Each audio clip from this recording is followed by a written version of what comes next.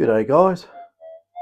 Well, I said I was going to do the 4500 up the same way I did up the 5000 to see how it behaves, and it came up very good indeed. I've got a little bit of interference at the moment. I'm charging up my cordless screwdriver, and yeah, for some reason the charger I'm using wants to make a racket, but I might kill it if it makes too much interference, but that's what the interference is. Switch mode power supply in the battery charger, stepping it from 12 volts up to about 21 something or other volts. Anyway, what have I got that looking at? Eureka flag. That's the flag of the Eureka stockade. And looking around the world at the moment, that's what we need. We need a rebellion. We need a Eureka moment.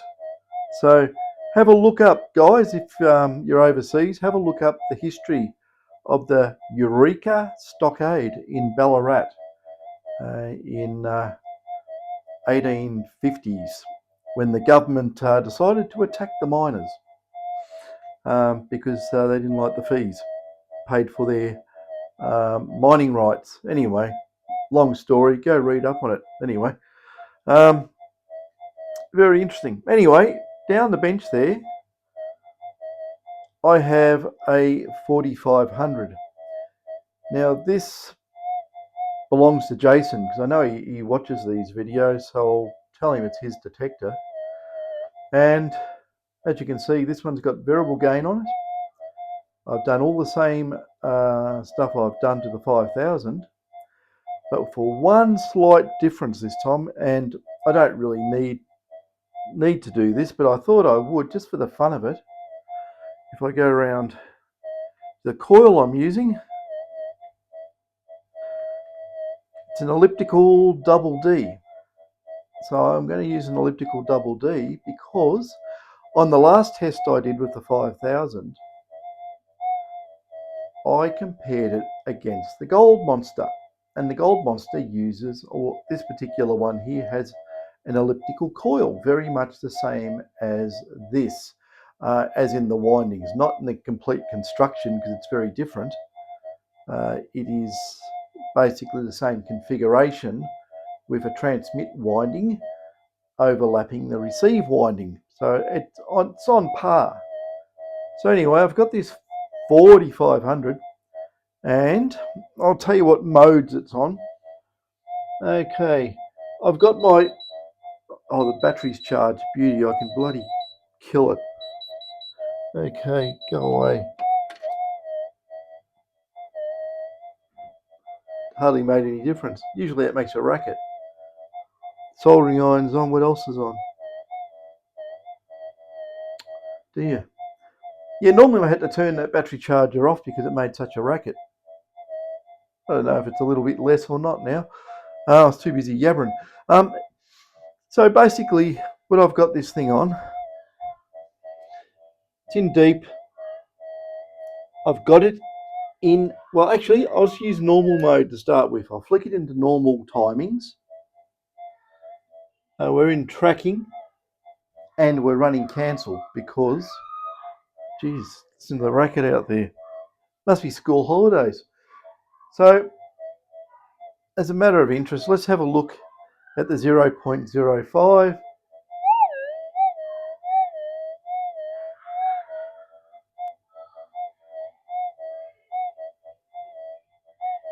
Should turn this around. I've got all my bits and pieces up here, so hang on. Bit of a reconfiguration, that can go there, that can go there. So 0.05. Oh, they're going to be so embarrassed. I'm going to play this back to them and they can hear all that. But anyway, that's the missus and the kids. The missus is a big kid.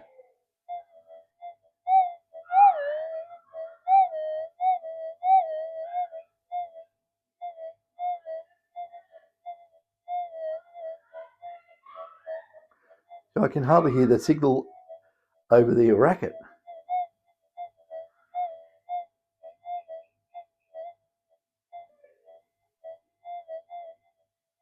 lost in the noise just over 7, 8, somewhere around there. That's normal timings. But the interesting thing is, we come around here and I get the good old 0.012. Can normal timings pick this up? Now, sorry, it is in normal timings, yes. I'm just making sure, I'm just looking over at the detector. Because the switches are on different positions on the GPX5000 compared to the 4500, sometimes I will flick the wrong switch. So I actually have to check.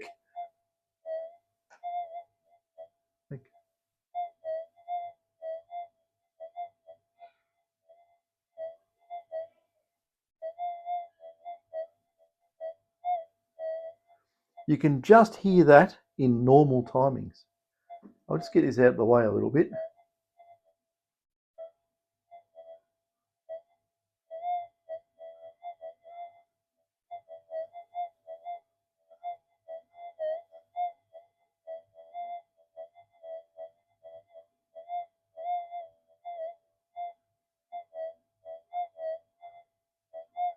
But in normal timings, you're not going to go looking for that. That's too tiny, really. Or you could.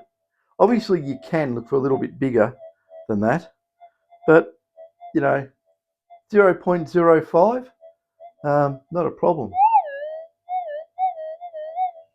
And when you get up to larger targets, say a 0.1 gram,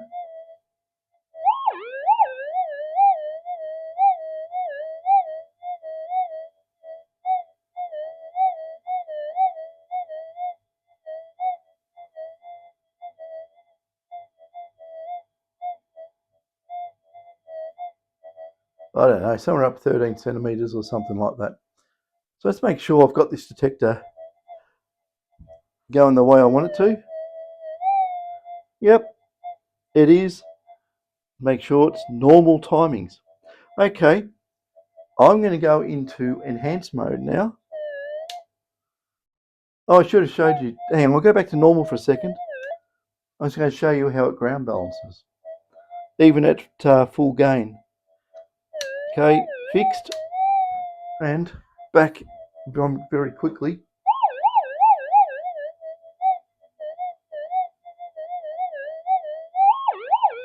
I really got to get in front of the camera to do this quick. I've got to beat the 5-second rush. Hang on, I'm going to make more room. I'm just going to get back a little bit. So I'll pick up the tripod and put it there. Just got to get in front of it so I can flick the switch. Okay, fixed. There we go.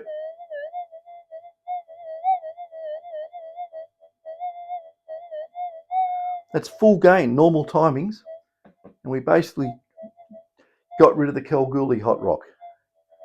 So normally in normal timings, you would not be able to do that, ever. Very difficult to do. Okay, now we get into this, and I'm going to put it in enhance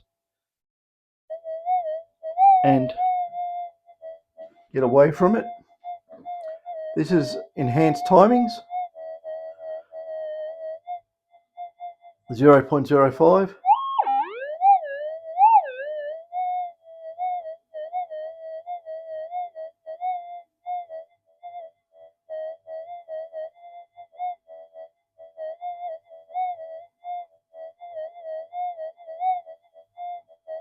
We've got a bit of mixing with the noise.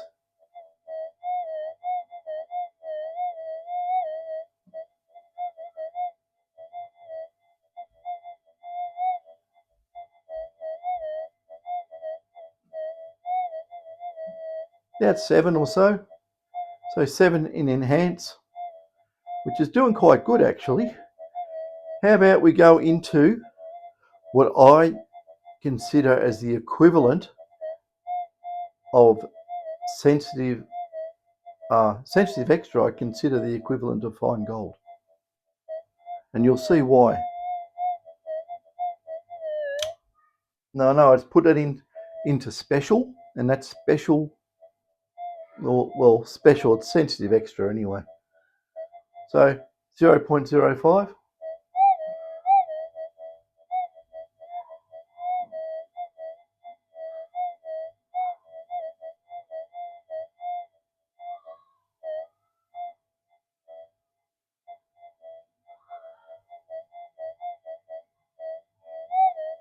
bit of noise coming through. Wish the noise would, hang on a second. I just check outside. There's a light on that they put on out here and it generates heaps of interference. I just want to see if that's on. It's not. It's not on, but yeah, for some reason, it's, let's have a look what is around in here. It's on, yeah. Okay, I got, hang on a second, I'm going to turn some stuff off. Something's making a lot of noise.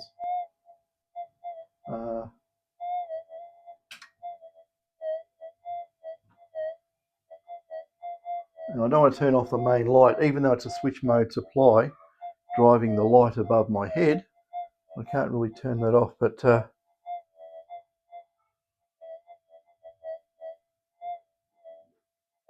don't know if it's less or not, probably not. Oh, there's another light on over. Oh, no, I can't go turning everything off.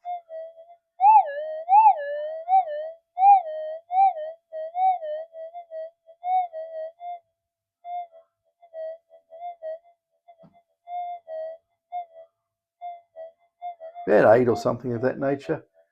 So that is Sensitive Extra. Sensitive Extra 0.012. Can it pick it up?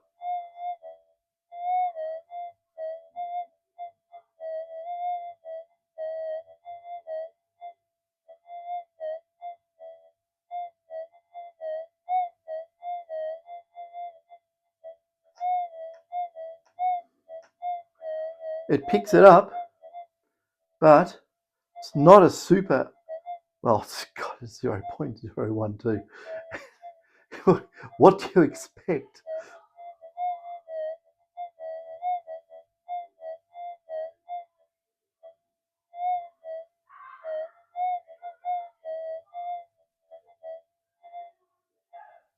And I'm on top of the coil too. I'm probably losing a little bit because the winding's actually very close to the bottom of these coils.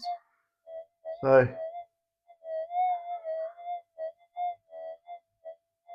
and if I actually had my counterphase coil on there, they would pick that up even better than this. But I'm trying to match the Gold Monster coil size, just as an argument to say, can one of these GPXs match a VLF? That's the whole point of the exercise.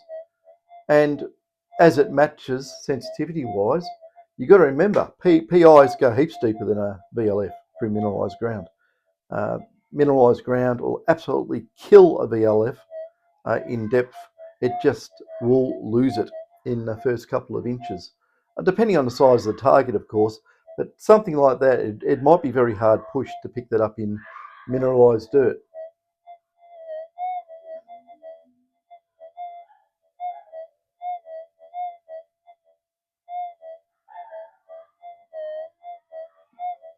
Yeah, so anyway.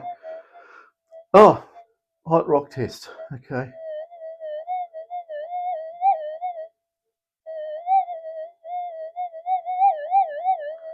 How about I just do a quick flick on it, even though it sounds really good anyway.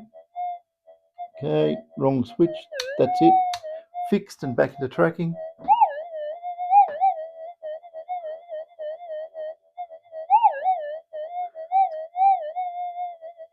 It's going to mix with the noise and pop itself up. Can't help that. But it actually gets rid of it, more or less.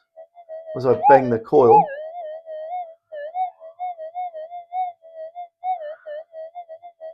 maybe a little residual there. Just turn the gain down a fraction, and it would disappear. But like I say, we're really pushing the envelope here. What I've done to this 4500, I've basically done very, very close to what I've done to the 5000. And yeah, I want to do a little bit more to it. Jason, so you're not getting it back just yet. I think I can improve some of what goes on in the detector when it gets, signals that aren't meant to be there in there. Well, signals you don't want, should I say. So,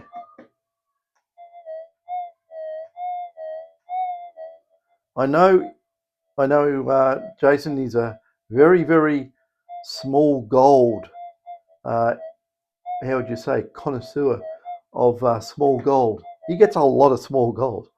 And he has been using the gold monster we modified for him.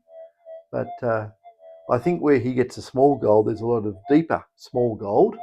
And this might be the way to find it, get it out of the ground, because it definitely will punch. It's not a problem. You know, if you even how it's set up at the moment, you know, even on a 0.1, you know, I mean, you can overload the detector on a 0.1. You know, you could probably overload it on a 0.05, sorry. Yeah, full overload. And at ground balances, it works fine. It's very responsive. It'll pick big stuff up. You can adjust it to whatever you want, because these have the variable frequency in there, which will allow you to set the frequency at 255 set points, from the smallest to the smallest, all the way down to if you have to deal with very noisy ground, and if you want big targets and a big coil, you can turn the frequency down from 255 all the way down to zero, which zero is not zero. It's just the lowest frequency point.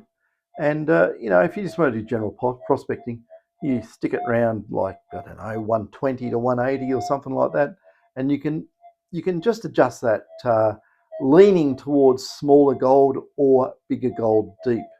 And also, it really does depend on what coil you are using. If you're using, like I've always said, if you're using dirty Great Whopping coils, really you should not have it on high frequencies looking for tiny gold, because it's, you know, it's like taking a Mack truck to the supermarket. It just, you know, not the right thing to do. So the other way around, crank the frequency right up, and use a very small thing like, you know, go to the supermarket and I don't know what, you know, a little 4-cylinder Japanese special or something, and it's, you know, that's what you want. Get in, get out quick. Match it for what you're doing. Don't go using dirty big coils and run high frequencies. You know, it's just going to cause trouble. Well, it's going to work, but cause trouble for you, because you won't find much gold unless the gold is a particular size, particular depth, and large enough to excite that big coil at depth, and also that it has, you know, enough characteristics to give the detector a good tickle so you hear it. So that's that. I can go and hook up the other coil and show you. How about I just do that for fun? So we can that would be comparison of the 4500 against the 5000. So I'll do that. I'll have to get all this stuff over here, because these coils are fairly take up a lot of room. So we'll have to stick that way for the time being. So bear with me. I'll just go and turn this off and unplug it. Here we go. So goodbye, Mr. That's a Commander Double D. It's had the lead replaced, and I've put extra material in there, like stuff you tie up computer leads with. The reason being is because these things, because they bend, and it breaks the wires. So I gave it a greater radius on the bend, so it shouldn't fail. Well, it may, but it shouldn't. Okay, here are the counterphase coils. I'll put it around the exact same way I had it the other day. There's the RX, there's the TX, something like that, I think, and I have that in there. Oh, I don't know, whatever I did, maybe something like that. I can stick that there, it's not going to interfere, and I'll plug him in. This cable assembly like this is damn heavy, and you make sure you don't pull the detector off the bench. So in it goes. Now you've got to remember, when we do this, we've got to go in mono mode. We do not use any other mode, because then the coils will be in phase and it won't cancel. So we want the cancellation effect for the noise. So into mono. So I don't know if anyone's picked up yet, this is a really good idea for a commercial coil. Anyway, So it's in, I've turned the detector on, it's in mono.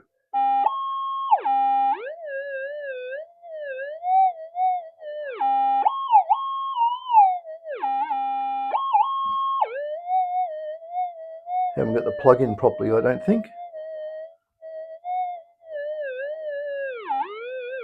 Oh, hang on a sec. The earth on the grounding was playing up on this the other day.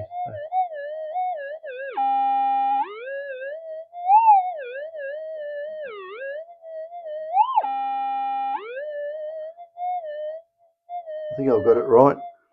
But just as a matter of interest, I think the other one's a bit quieter, but 0.012.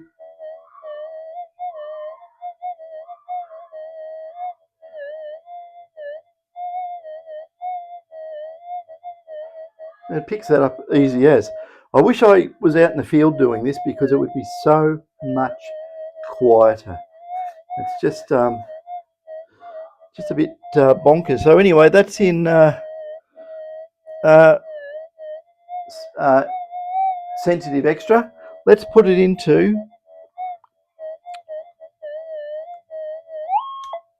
there we go, stick it in normal mode. That's in normal timings.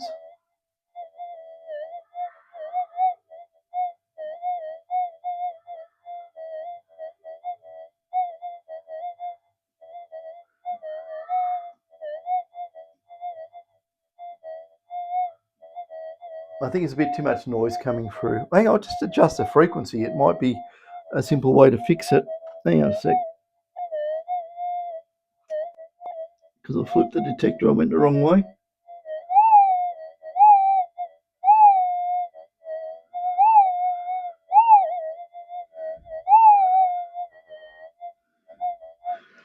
The noise seems pretty wide.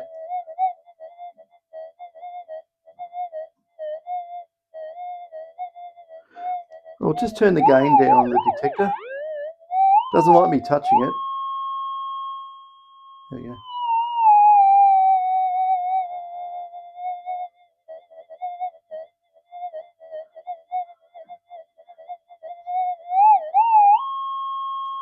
Just turn it down a bit more. I've got the pull detector open here and it just doesn't like it without the case on, but anyway.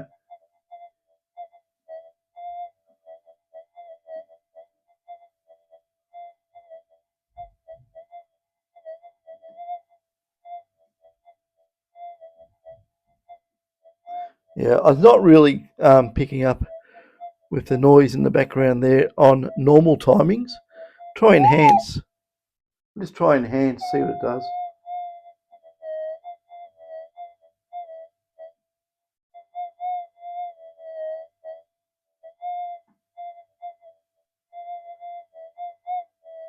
Yeah, it's in the noise, so can't really win.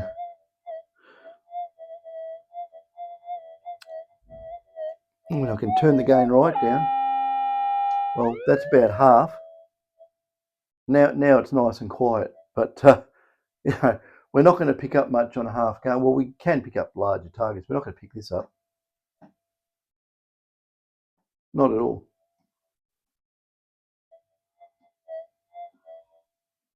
Just if I touch the coil, we can hear that. But even though it's nice and quiet, you know, things like the 0.05.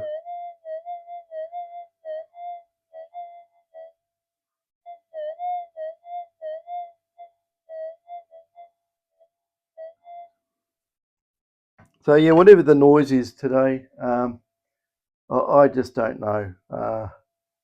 It wasn't here in the afternoon. It's here now. It's probably the neighbour's TV or something. They're probably watching some old tube TV. I don't know. But yeah, that's nice and quiet now. And out in the goldfields, obviously, it will be a lot less noise than what's going on. And, you know, if you're detecting...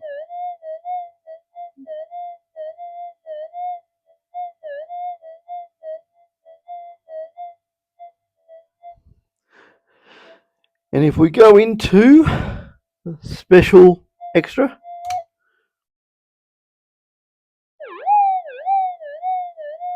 Got a lot more kick to it.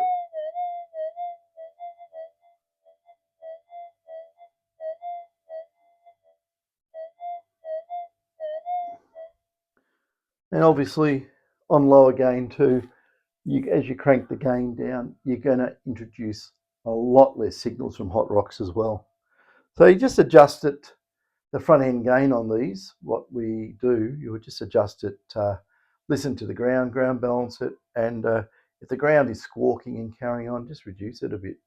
Or the other way of doing it, you can reduce the frequency too, but you don't really want to reduce the frequency too much, because the variable frequency is what gets all that small, tiny stuff. So yeah, I'll just crank that's a threshold flat out. So like I say,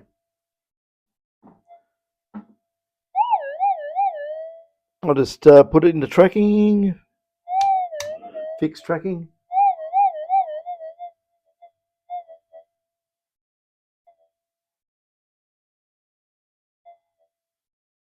Yeah, basically nothing. So, you know, that's the joy of having input front end gain.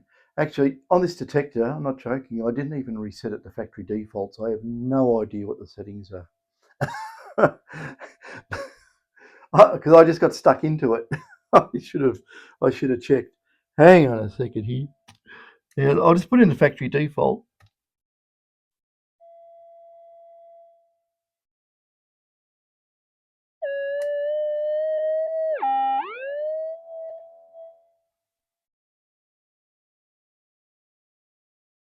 That's still just as quiet.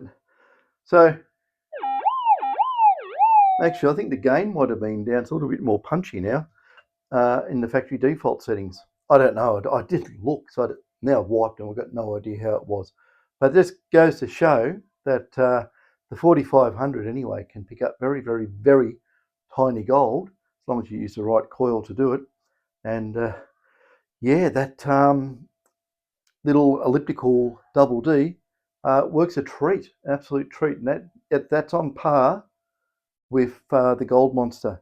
Even though Gold Monster's a lot cheaper detector, of course. It's, you know, what is it, $1,000 Australian, or probably somewhere around about what are we, about 800 or something US. Yeah, it's it's good for a $1,000 detector for sure, and it will get gold, especially floaters and stuff and little specimens all over the top of the ground. But you want to go big and deep. Pulse induction's the way to go. Yeah. God, there must be a party out there I'm missing out on, isn't there? Sounds like it. Oh, they all got new games and things. I don't know. No. What they get, a Nintendo. What is it? Nintendo Switch or something? I don't know what you call it. And then yeah, it's a new flavour of the month. So that's what all the racket's about, I think. Probably having car races or something like that. And yeah, so that's that. After this video, I'm going to make another one on a different subject matter, and it's to do with our new headphones that we're getting rave reviews about our headphones, and we haven't really. I just advertised them on Facebook and did that little bit of a thing on YouTube about them, and the feedback we're getting is really, really, really good, really good. So yeah, I was going to show you something, but I said that's for the next video, because otherwise I'll cross-contaminate all the videos with something. Oh, and by the way, the missus got sick of me looking like the feral from Borneo, like the wild man from Borneo, so she gave me a haircut.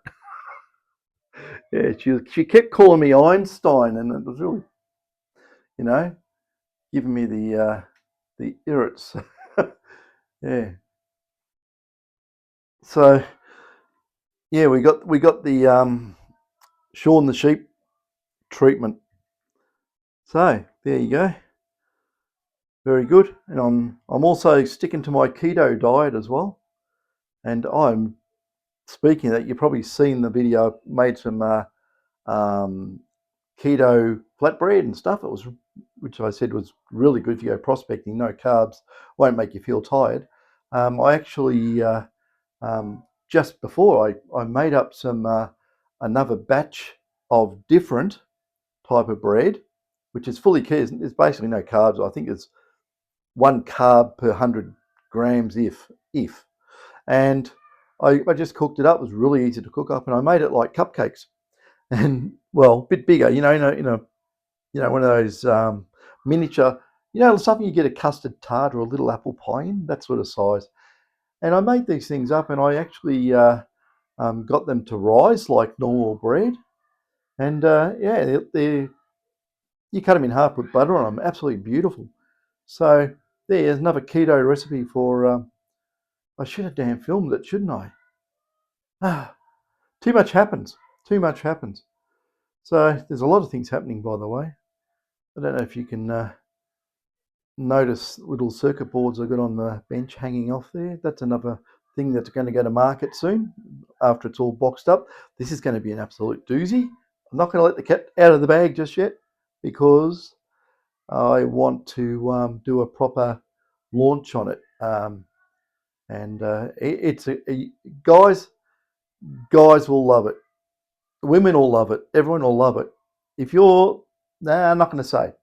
See, the slightest bit of information, I'll let the cat out of the bag, and that would be doing myself a disservice because I want to do a proper launch with that. Yeah, listen to that detector. It's on full threshold. It's quiet as a mouse. The thing is, too, I'll tell you something about these detectors because a lot of people don't know. When you make the internal circuitry quieter, and I don't mean as in turn things down, I mean get the white noise out of it, or pink noise, whatever there is, white noise, transistor junctions generating noise, that sort of thing. Okay, we'll talk about on the atomic level and all this, like, if you've got an audio amplifier and you don't have any music going for it, you put your ear on speaking and hear that hissy sound. Same thing with detectors, more or less. And getting rid of that and lowering it, right? It must lower the biasing signals into the mixer where it does its basic VCO and amplitude modulated output, and it's got a double transistor mixer in there. And for some reason, I don't know, it must give it less bias, and the whole thing's quieter. And you still get whacking audio out of it, but God, you can turn the threshold down so it's so quiet. It's just amazing, and the signals just pop through it. So it's another benefit anyway. Um, you know, that is, yeah, it's half gain, half. It's crazy because no detector goes like that. And yeah, like I say, and you can get all that gain out of it and still get rid of hot rocks. Oh my God, that's magic. So you will be seeing me when the weather warms up a little bit.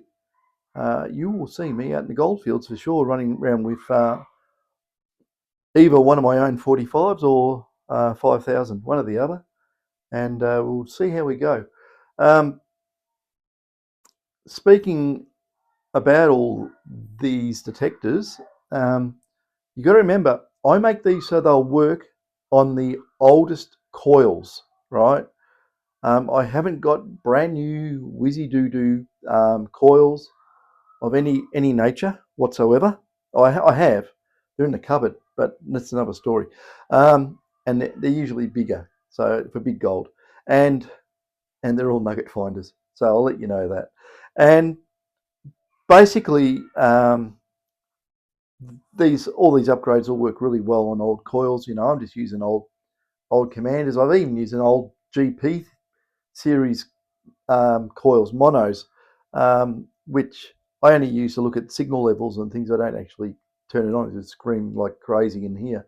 But it works on those, and it'll probably work even better on the newer coils, as long as they are made in a way that they don't have too much shield to winding capacitance or interwinding capacitance or dielectric losses and all that sort of stuff. But I think these coil manufacturers, I know they try lots of different things to get their coils as sensitive and stable and knock resistant, waterproof, and everything else. And they do a good job. They, some of the early coils. I'm not going to mention the early coils. Ah, dear me. No, I could always say something, couldn't I? No, I can always say, well, once upon a time we had coils. Who remembers coils made of fiberglass that had two-position toggle switches on them? It's a good idea, but yeah, interesting. But the thing is, it's innovation. As we go on, we innovate and keep innovating and innovating, and look where we are now.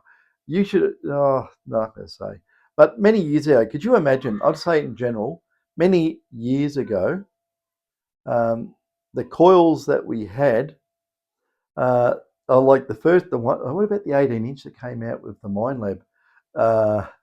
It was made of electrical wire, right, and a big heavy fiberglass shell that was sort of rolled at the edges. Oh my God. The things we used to use. But that would work fine on a 2000. I think it might be a bit iffy using one of the modern detectors. It might just go, what the hell have you done to me? Yeah, no, it's all good fun. Anyway, I'm going to close this off because this has gone on long enough. And as you can see, the 4500 comes up a treat. So this will do big gold, small gold, medium gold, work any coil you throw at it. And yeah, sensitive extra to me is very, very much like fine gold on the 5000. Very similar, very similar. So actually, I really, you know how your brain works sometimes, and you think fine gold, sensitive extra, sounds the same. Is it the same? They just call it another name? No, they wouldn't do that. Of course not. It's a completely different mode, I think. No, it is. I've looked at the waveform, it's different. But I was just having a stir. But you never know, do you? No, it's different, but the overall effect of sensitive extra on these detectors, as long as you match everything up properly, seems to be on par. Maybe fine gold's got a little bit of an edge, but then again, you could probably up the gain a little bit in this and match it. I don't know. I have to go out and I'd have to swing it over the same ground and do a noise comparison to see how it actually behaves. And it'd have to be done on standard detectors too, just to get a feel. 'Cause once your detectors are modified, well, they're a little bit different. Anyway, that's enough waffle. And yeah, there's no other news out there. I've got some show and tells. I got some nice show and tells. I'm going to do it in another video. Otherwise, it'll just get jumbled up and no one will ever see it because no one will ever hang around long enough on these videos to the end. You know what I should do? I should say something on the end of these videos, like the first person to send me an email, um, you know, gets free modifications on their detector or something, right?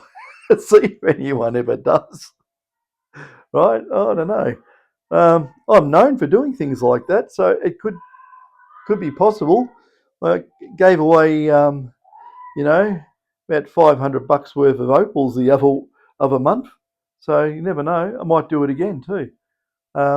Anyway, all good fun. Catches.